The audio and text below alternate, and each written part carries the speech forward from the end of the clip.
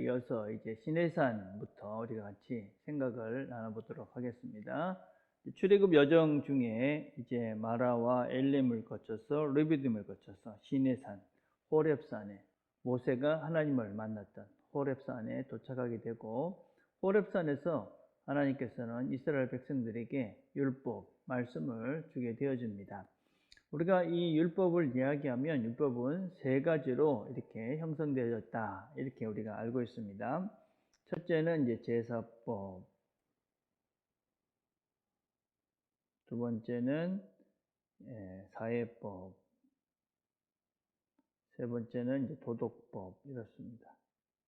그래서 제사법이라는 거는 우리가 알다시피 이제 제사를 드릴 때 어떻게 드려야 되느냐, 우리가 이제 5대 제사, 번제, 소제, 화목제, 속건제, 속죄제 같은 그런 제사를 어떻게 드려야 되냐 하는 것이고, 사회법은 그 당시의 사회, 그러니까 음식이라든지 그 다음에 종의 문제들, 그 다음에 가난한 자들의 문제들, 이런 문제들을 다루는 것이고, 우리가 도덕법은 이제 십계명을 중심으로 한 우리의 이제 윤리 도덕적인 문제였습니다. 근데 이전에는 이 두 가지는 이제는 더 이상 필요 없다, 그리고 이제 도덕법만 지금 유효하다, 이렇게 가리킨 적도 있었습니다. 근데 그렇진 않습니다. 우리 모든 하나님의 말씀은 지금도 여전히 유효합니다. 그 얘기는 무엇이냐면, 옛날에 이렇게 이 두 가지 요소는 필요 없다고 그랬을 때는 문자적으로 이거를 이해했기 때문에 그렇게 오류가 있었던 것이죠. 그렇지만 성경은 문자적인 책이 아니라 원리의 책이다. 그래서 지금도 여전히 이 제사법, 그 다음에 사회법도 우리 지금 사회에, 우리 지금 살고 있는 지금 우리 사회에 필요하다, 그렇게 얘기할 수 있습니다. 뭐 제사법 같은 것 예를 들어 보면, 우리가 이제 번제를 드릴 때, 제사를 드릴 때 어떻게 드려야 되느냐, 짐승을 가져다가 거기다 안수를 하고 그것을 죽이고, 그리고 그 피를 뿌리고, 그다음에 뭐 내장을 다 씻어내고, 그리고 그것을 태워서 하나님께 드립니다. 이런 그 여러 가지 과정들은 그냥 하는 것이 아니라 다 의미가 있는 것이죠.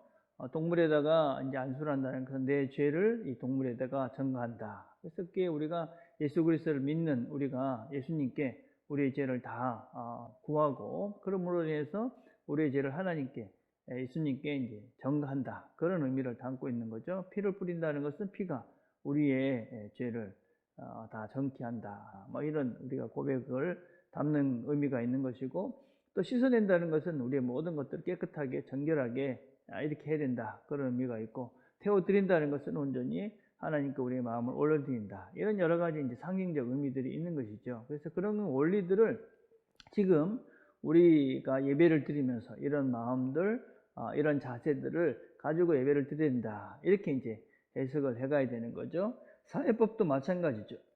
그 당시 있었던 여러 가지 종이라든지 또 약자들에 대한 문제들, 또 음식이나 이런 문제들도 그 당시에 종들, 이런 사람들과 주인들, 이런 문제들을 지금 우리가 직장에서 같이 적용을 해볼 수 있는 것이죠. 그래서 약자를 보호한다든지, 또 음식 같은 것들도 함부로 먹는 것이 아니라 하나님이 먹으라 하는 음식들이 어느 정도 있다는 것이죠. 그래서 그런 것들을 원리를 찾아서 지금 여전히 이제 적용을 해가야 되는 겁니다. 마찬가지로 도덕법도 그냥 문자적으로만 이해하면 참 곤란한 것들이 많죠. 예를 들자면 뭐 살인하지 말라, 사람을 죽이지 말라. 그걸 그러면은 우리가 전쟁이 일어났을 때도 어떻게 해야 되느냐, 이런 여러 가지 이제 복잡한 문제가 생기죠. 문자적인 것으로만 이해했을 때 우리는 성경이 우리 삶 속에서 대단히 큰 충돌을 일으키게 됩니다. 그래서 성경은 철저하게 원리의 책이다 하는 것들을 우리가 기억하고 율법을 봐야 됩니다. 율법의 정신들이 대단히 중요합니다. 율법의 정신은, 첫 번째는 율법은 모든 삶에 적용이 됩니다. 그리고 율법은 일종의 자연법과 같은 것입니다. 아주 중요한 말인데, 이게 무슨 얘기냐면, 하나님 말씀의 이 원리는 이렇게 되면 저렇게 된다, 물이 위에서부터 아래로 떨어지듯이 이렇게 살면 당연히 이렇게 된다라는 그런 원리입니다. 그래서 이것은 누구든지 그렇게 살면, 뭐 살인하면 안 행복한 거죠. 도둑질하고 거짓말하면 그 인생이 힘든 인생이 되는 겁니다. 이런 아주 자연스러운 그런 법이 바로 율법입니다. 그래서 율법은 우리의 모든 삶 전체를 다루고 있는 것입니다. 그래서 우리가 이 율법은 기본적으로 하나님의 백성들에게 일차적으로 주어졌잖아요. 시내산에서 호렙산에서 주어진 것인데 이스라엘 백성들이 출애굽을 하고 하나님 백성으로서의 삶을 어떻게 살아야 한다 하는 그런 원리들을 가르쳐 주는 것인데 이런 원리들은 자연법적인 것입니다. 그래서 우리뿐만 아니라 안 믿는 모든 사람들도 이렇게 살아야 그 인생이 이제 행복하고 복된 삶을 산다 라는 삶의 전반적인 것들을 이야기하고 있는 것이 율법의 일차적인 그 정신입니다. 두 번째는 율법은 약자들의 배려입니다. 약자의 배려. 성경적인 아주 큰 원리 중에 하나입니다. 성경은 항상 약자들을 먼저 배려했습니다. 그리고 우리가 성경적 원리는 결국 이 약한 자들이 승리한다라는 성경적 큰 원리도 있습니다. 그래서 우리가 지난주에도 같이 살펴봤지만 어린 양 대신 이런 예수가 결국은 사자가 되십니다. 그래서 어린 양, 새순, 성경이 얘기하는 것은 한 아기, 이렇게 아주 연약한 존재인데 그 존재가 굉장한 그런 엄청난 세상을 새롭게 하는 일들을 감당한다 하는 그런 원리들이 성경 속에 담겨져 있습니다. 그래서 우리는 늘 그 약자들을 우선 배려하는 것을 또 약자의 자세로 삶을 살아가는 것이 율법이 가지고 있는 아주 중요한 그런 정신 중에 하나입니다. 세 번째는 이 율법은 구원과 관계가 된 것입니다. 모든 율법은 구원과 관계된 것입니다. 여러분, 구원이라는 것이 우리가 단지 하나님과의 관계뿐만 아니라 나 자신과의 관계, 이웃과의 관계, 자연과의 관계, 이렇게 이 모든 것들이 회복되는 것이 구원이다 그랬습니다. 그래서 율법은 이 모든 것들, 하나님과의 관계, 나와의 관계, 이웃과의 관계, 자연과의 관계들을 회복시켜가는 실제적인 그런 원리들을 우리에게 가리키고 있는 것이 바로 율법입니다. 그래서 이 율법을 지킴으로 인해서 우리는 이 모든 분야에서 하나씩 이렇게 회복되는 구원을 경험하게 되는 원리가 율법이다 하는 것을 우리가 기본적으로 아셔야 됩니다. 자, 두 번째 이제 성막이라는 것이 있죠. 그래서 이게 이제 광야 교회 이렇게 우리가 얘기할 수 있는 부분입니다. 이제 교회라는 교회 이렇게 이제 얘기하는데 이게 이제 광야 교회죠. 이게 이제 성막입니다. 성막이 가지고 있는 의미는 무엇이냐면 하나님의 임재입니다. 하나님의 임재의 상징. 자, 이 광야 교회가 어떻게 이제 변천이 됩니까? 광야 교회가 처음에 이제 이렇게 자리를 잡게 되는 것이 1차적으로는 이제 솔로몬 성전이죠. 솔로몬 성전은 BC 959년에 우리가 모리아산에서 세워집니다. 모리아산은 우리가 알다시피 이제 아브라함이 이삭을 바쳤던 그 산이다 할 수 있습니다. 그래서 우리가 솔로몬 성전이 제1차 성전이다 이렇게 이야기하죠. 그런데 이것이 이제 BC 586년에 바벨론이 침공했을 때 이제 완전히 이제 멸망을 하게 됩니다. 그러나 되면 이제 이게 1차 성전이다 그렇게 이야기하고 2차 성전이 이제 수룹바벨 성전입니다. 느헤미야와 에스라 이런 지도자들이 이제 포로에서 돌아와서 성전을 짓게 되어집니다. 이게 우리가 이제 BC 516년 경에 지어진 옛날 그 솔로몬 성전에서 매우 아주 초라하게 그렇게 짓죠. 그렇지만은 이 성전 역시 이제 우리가 그 공부할 때 BC 167년 중간사 할 때 이제 마카비 이런 시대에 거진 회파가 되어집니다. 그래서 거진 이제 성전으로서의 역할을 제대로 못하고 되다가 세 번째 이제 성전이 등장하는 것이 이제 헤롯 성전입니다. 이제 우리가 알다시피 헤롯이 보통 이제 우리가 BC 20년 경에 이제 착공을 시작해서 AD 65년 경에 이제 완성을 했다 그렇게 이야기합니다. 그러니까 뭐 한 85년에 걸쳐서 아주 긴 그런 아주 훌륭한 그런 성전을 짓는데 이것도 이제 AD 70년에 디도에 의해서 디도 장군에 의해서 완전히 이제 멸망을 하게 되죠. 그래서 지금은 이제 흔적만 남아 있는 것이 이제 성전입니다. 자, 여러분 성전이 가지고 있는 의미는 대단히 큰 것이죠. 왜냐하면 성전은 이스라엘 백성들이 출애굽할 때에 하나님이 그곳에 임재하시고 그리고 그 이스라엘 백성들이 하나님을 만나는 장소로서 가시적으로 하나님을 만나고 하나님을 임재를 경험했던 장소가 바로 이 성막이었습니다. 그런 성막이 하나님께서 이제 이스라엘 백성들이 국가가 되어지고 한 나라가 되어졌을 때 솔로몬을 통해서 이제 성전을 짓게 되어집니다. 그렇지만 그 성전에만 하나님이 계시지 않는다 하는 것들을 보여주고 있는 역사들이 성전이 파괴되어지고 이스라엘 백성들이 바빌론의 포로로 잡혀갔을 때도 그곳에도 여전히 함께 하셨던 하나님의 모습들을 그들은 경험하게 되어집니다. 그리고 스룹바벨 성전을 다시 회복해서 하나님과의 관계를 회복하지만 결국은 이 성전은 완전히 사라지고 하나님은 이제 더 이상 성전이라는 그곳에만 임하는 것이 아니라 우리 마음속에 오셔서 이제 모든 사람들과 함께 하게 되죠. 그래서 지금 성전은 누굽니까?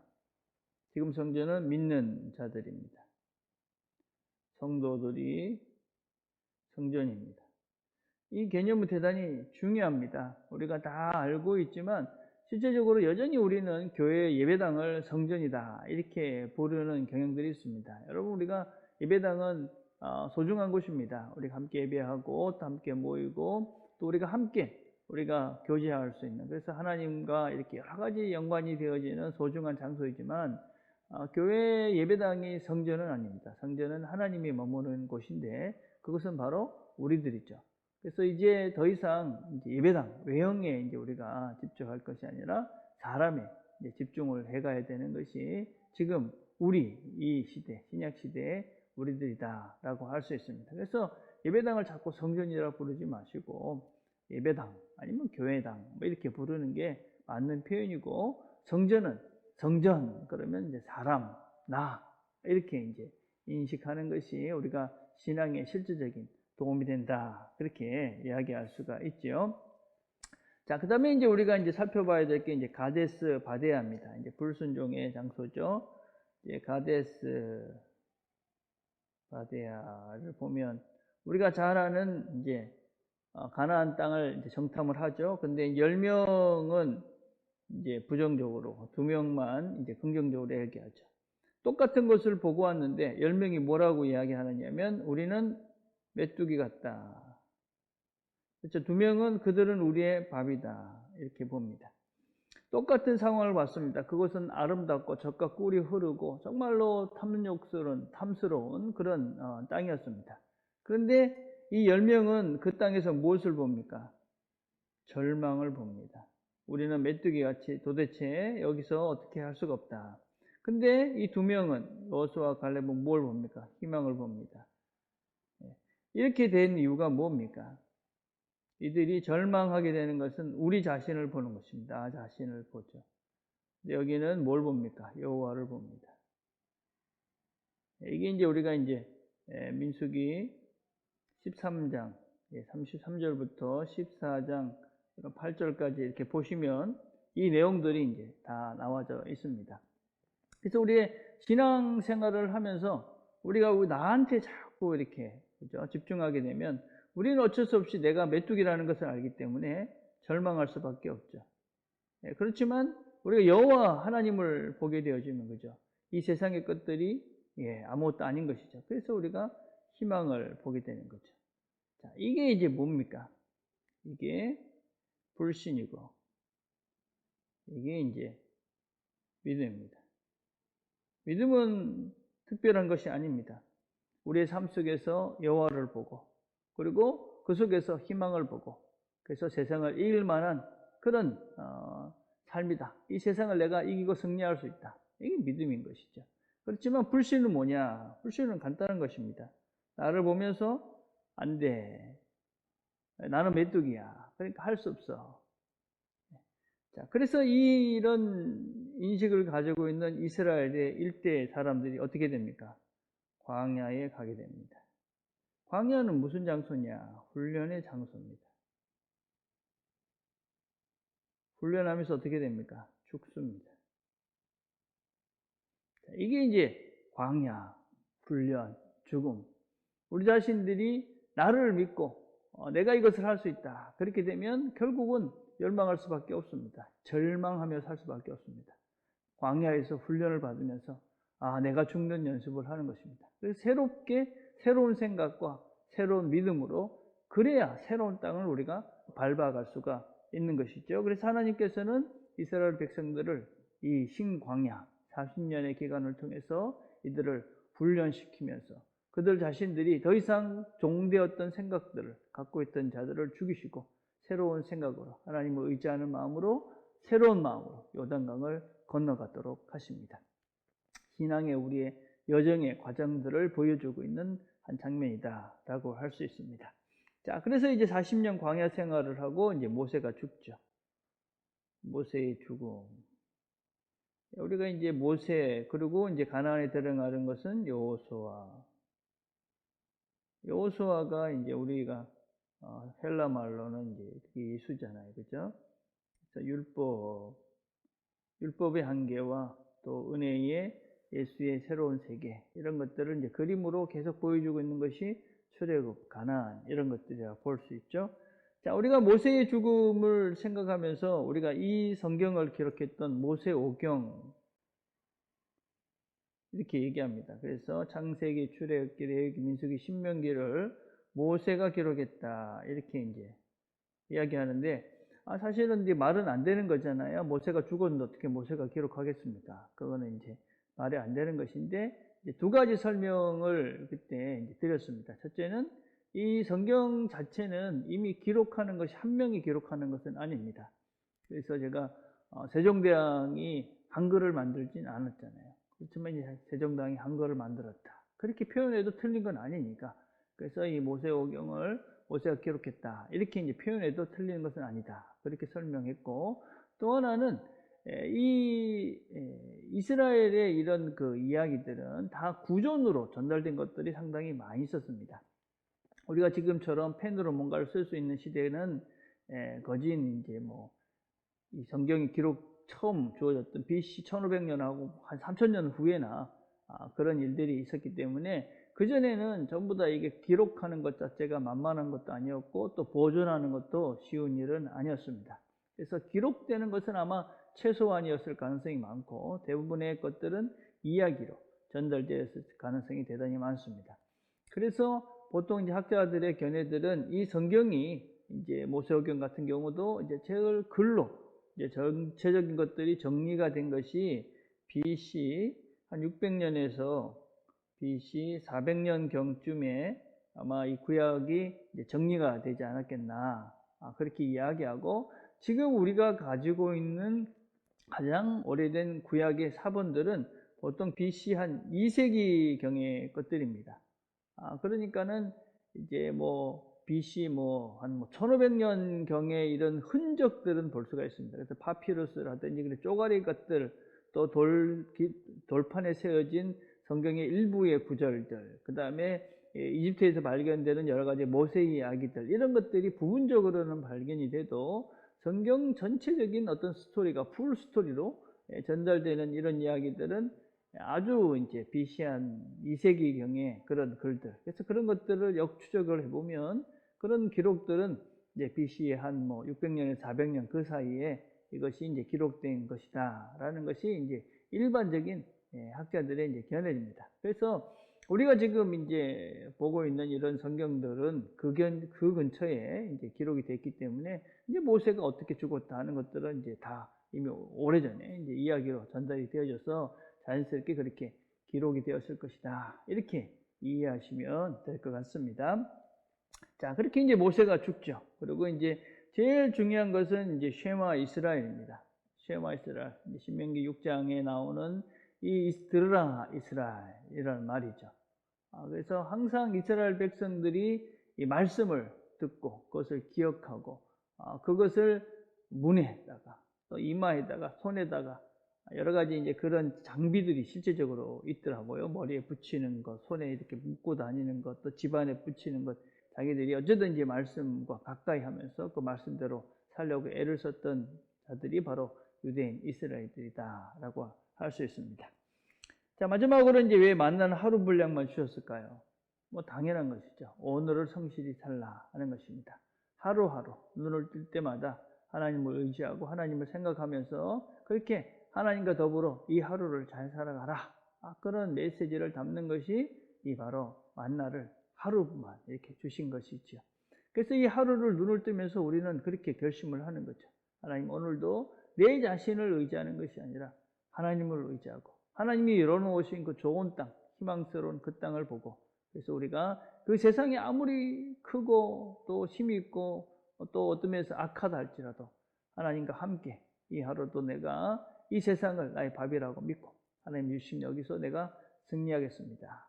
그래서 우리가 아침을 드실 때마다, 식사를 할 때마다, 하나님 주신 음식을 먹을 때마다 우리가 그런 고백을 담아서 하루를 시작해 간다면 우리가 날마다의 우리의 삶들이 승리하는 그런 삶을 살아가고, 그래서 우리가 점점 성숙해지고, 그래서 이 땅 속에서 하나님 원하시는 멋진 삶들을 우리가 살아갈 수 있을 것이라고 믿습니다. 이 하루도 승리하는 저와 여러분 되기를 간절히 바라겠습니다. 기도하겠습니다. 하나님 아버지, 오늘도 우리가 이스라엘 백성들의 여러 모습들을, 광야 생활들을 살펴보았습니다. 하나님께서 우리에게 주신 좋은 것들을 볼 수 있는 눈들과 무엇보다도 믿음을 주셔서 하나님 믿음의 구체적인 행동을 통해 하나님의 능력들을 경험해가는 우리 모두가 되도록 은혜를 베풀어 주옵소서. 예수님의 이름으로 기도드립니다. 아멘.